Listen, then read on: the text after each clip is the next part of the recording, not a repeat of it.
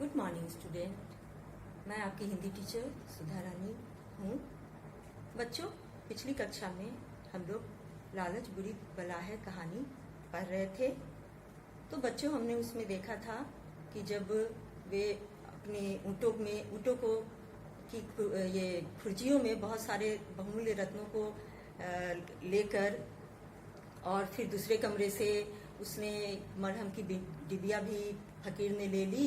उसके बाद चकमक पत्थर से आग जलाई, उसमें सुगंधित द्रव्य डाला और द्रव्य को डालते ही एक धुएं जैसा उठा और सारा महल, टीला, गुफा सब भी गायब हो गए। तो बच्चे, उसके आगे हम लोग पढ़ते हैं। 40 ऊँट लेकर बगदाद हमने सारे ऊँटों को खुर्जियों से लादा और वादे के अनुसार आधे आधे ऊँट बांटकर फिर उस तंग दर्रे से निकले जहां से होकर आए थे। बसरा और बगदाद के मार्ग पर पड़ने वाले मैदान में पहुंचकर मैं अपने 40 ऊँट लेकर बगदाद की ओर चला और फकीर 40 ऊँट लेकर बसरे की ओर चला। मैं कुछ ही कदम चला था कि शैतान ने मेरे मन में लोभ भर दिया और मैंने पीछे की ओर दौड़कर फकीर को आवाज दी। वह रुका तो मैंने कहा, साईं जी, आप तो भगवान के भक्त हैं, आप इतना धन लेकर क्या करेंगे? आपको तो इससे भगवान की आराधना में कठिनाई ही होगी। आप अगर बुरा न माने तो मैं आपके हिस्से में से 10 ऊँट ले लूं। आप तो जानते ही हैं कि मेरे जैसे सांसारिक लोगों के लिए धन का महत्व कितना होता है। फकीर इस पर मुस्कुराया और बोला, अच्छा, 10 ऊँट और ले जाओ। जब फकीर ने अपनी इच्छा से बगैर हीला हुज्जत किए 10 ऊँट मुझे दे दिए तो मुझे और लालच ने धर दबाया। हीला हुज्जत यानी बिना तर्क वितर्क किए हुए जब उस फकीर ने उसे 10 ऊँट दे दिए तो उसके मन में लालच और भर गया और उसने क्या बोला, देखो बच्चों, कि और मैंने सोचा कि इससे 10 ऊँट और ले लूं, इसे तो कोई फर्क पड़ना नहीं है। अतः मैं उसके पास फिर गया और बोला, साईं जी, आप कहेंगे कि यह आदमी बार बार परेशान कर रहा है, लेकिन मैं सोचता हूँ कि आप जैसे संत महात्मा 30 ऊँटों को भी कैसे संभालेंगे।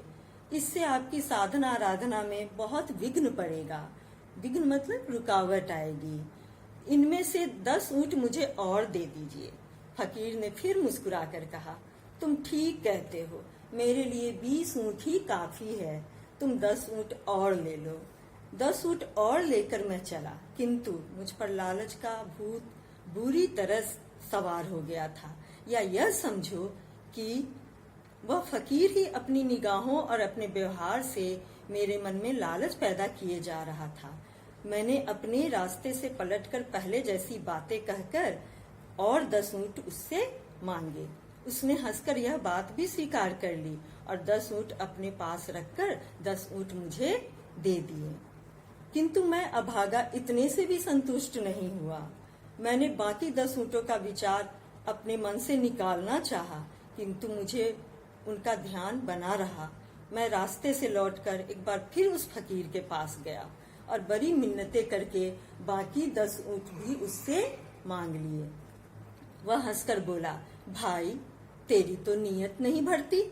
अच्छा, यह बाकी 10 ऊँट भी ले जा, भगवान तेरा भला करे।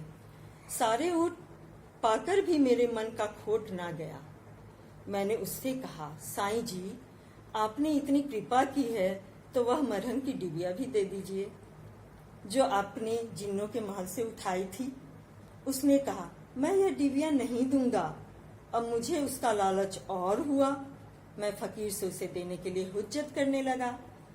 अभी मैंने बताया था ना बच्चों, हुज्जत यानी तर्क वितर्क। मैंने मन में निश्चय कर लिया था कि यदि फकीर ने अपनी इच्छा से यह डिबिया नहीं दी तो मैं जबरदस्ती करके उससे डिबिया ले लूंगा। मेरे मन की बात को जानकर फकीर ने वह डिबिया भी मुझे दे दी और कहा, तुम डिबिया जरूर ले लो, लेकिन यह जरूरी है कि तुम इस मरहम की विशेषता समझ लो। अगर तुम इसमें से थोड़ा सा मरहम अपनी बाईं आंख में लगाओगे तो तुम्हें सारे संसार के गुप्त कोश दिखाई देने लगेंगे। अगर तुमने इसे दाहिनी आंख में लगाया तो तुम सदैव के लिए अपनी दोनों आंखों से अंधे हो जाओगे। मैंने कहा, साईं जी, आप तो इस मरहम के पूरे जानकार हैं, आप ही इसे मेरी आंख में लगा दीजिए। फकीर ने मेरी बाईं आंख बंद की और थोड़ा सा मरहम लेकर पलक के ऊपर लगा दिया। मरहम लगते ही वैसा ही हुआ जैसा उस फकीर ने कहा था, यानी दुनिया भर के गुप्त और भूमिगत धन कोष मुझे दिखाई देने लगे। मैं लालच में अंधा तो हो ही रहा था। मैंने सोचा कि अभी और कई खजाने होंगे जो नहीं दिखाई दे रहे हैं। मैंने दाहिनी आंख बंद की और फकीर से कहा, इस पर भी मरहम लगा दो ताकि बाकी खजाने भी मुझे दिखने लगे। फकीर ने कहा, ऐसी बात ना करो, अगर दाहिनी आंख में मरहम लगा तो तुम हमेशा के लिए अंधे हो जाओगे। मेरी अक्ल पर पर्दा पड़ा हुआ था। मैंने सोचा कि यह फकीर मुझे धोखा दे रहा है। यह भी संभव है कि दाहिनी आंख में मरहम लग जाने से मुझे उस फकीर की शक्तियों के रहस्य का मालूम हो जाएगा। वह फकीर बार बार कहता रहा कि मूर्खता भरी बातें छोड़ो और मरहम को दाईं आंख में लगवाने की बात ना करो, किंतु मैं यही समझता रहा कि वह स्वार्थवश ही मेरी दाईं आंख में मरहम नहीं लगा रहा है। उसने मुझसे कहा, भाई तू क्यों जिद कर रहा है? मैंने तेरा जितना लाभ कराया है, क्या उतनी ही हानि मेरे हाथ से उठाना चाहता है? क्योंकि अब तक तो उन्होंने बहुत सारा लाभ उसको कराया था, तो उन्हें दुख हो रहा था कि ये जिद क्यों कर रहा है। मैं एक बार भलाई करके अब तेरे साथ बुराई क्यों करूं? किंतु मैंने कहा, जैसे आपने अभी तक मेरी हर जिद पूरी की, वैसे ही आखिरी जिद भी पूरी कर दीजिए। अगर इससे मेरी कोई हानि होगी तो उसकी जिम्मेदारी मुझ पर ही होगी, आप पर नहीं। फकीर ने कहा, अच्छा तो तू अपनी बर्बादी चाहता है तो वही सही। यह कहकर उसने मेरी दाहिनी आंख की पलक पर भी उस मरहम को लगा दिया। मरहम लगते ही मैं बिल्कुल अंधा हो गया। मुझे अपार दुख हुआ। मुझे अपनी मूर्खता की भी याद न रही। मैंने फकीर को भला बुरा कहना शुरू कर दिया और कहा, अब यह सारा धन मेरे किस काम का? तुम मुझे अच्छा कर दो और अपने हिस्से के 40 ऊंट लेकर चले जाओ। उसने कहा, अब कुछ भी नहीं हो सकता, मैंने तुम्हें पहले ही चेतावनी दे दी थी। मैंने उससे बहुत अनुनय विनय की तो वह बोला, मैंने तो तुम्हारी भलाई का भरसक प्रयत्न किया था और तुम्हें हमेशा सत्परामर्श ही दिया। सत्परामर्श मीन्स बच्चे सच्चा परामर्श, सलाह दे रहा था, किंतु तुमने मेरी बातों को कपटपूर्ण समझा और गलत बातों के लिए जिद की। अब जो कुछ हो गया है वह मुझसे ठीक नहीं हो सकता। तुम्हारी दृष्टि कभी वापस नहीं आ पाएगी, तुम्हारी दृष्टि कभी वापस नहीं लौटेगी। मैंने उससे गिड़गिड़ा कर कहा, साईं जी, मुझे अब कोई लालच नहीं रहा। आप शौक से सारी धन संपदा और मेरे सभी ऊंट ले जाइए, सिर्फ मेरी आंखों की ज्योति वापस मुझे दे दीजिए। उसने मेरी बात का कोई उत्तर नहीं दिया, बल्कि सारे ऊंट और उन पर लदे हुए सारे खजाने को लेकर बसरा की ओर चल पड़ा।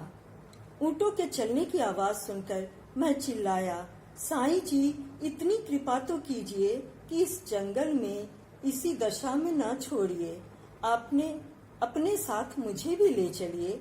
रास्ते में कोई व्यापारी बगदाद जाता हुआ मिलेगा तो मैं उसके साथ हो लूंगा। किंतु उसने मेरी बात ना सुनी और चला गया। क्यों चला गया बच्चों? क्योंकि वह जिद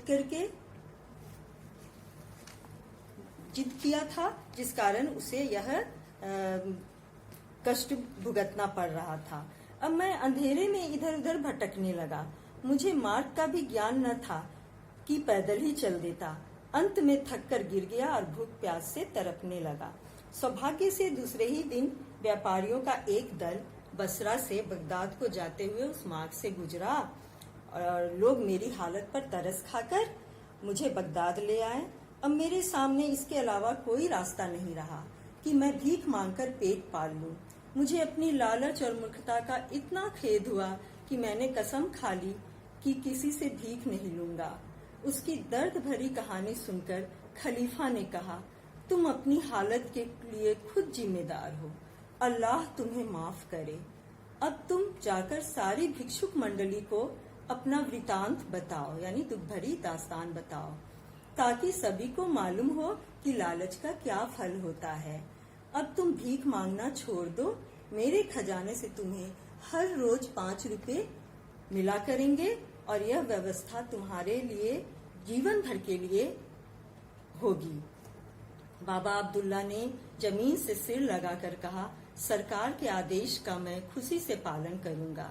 तो बच्चों, आपने देखा कि लालच बहुत बुरी बला है। लालच तो कभी हमें करना ही नहीं चाहिए, क्योंकि इससे लालच करने से अभी हमने इस कहानी के माध्यम से जाना कि मनुष्य का स्वभाव लालच में अब और अधिक पाने की लालसा बनती जाती है। तो बच्चों, हमें हमारे पास जितना है उसी में हमें संतोष करना चाहिए, हमें संतुष्ट रहना चाहिए। तो बच्चों, आज की कक्षा हम यहीं समाप्त करते हैं। अब ये कहानी समाप्त हुई। धन्यवाद।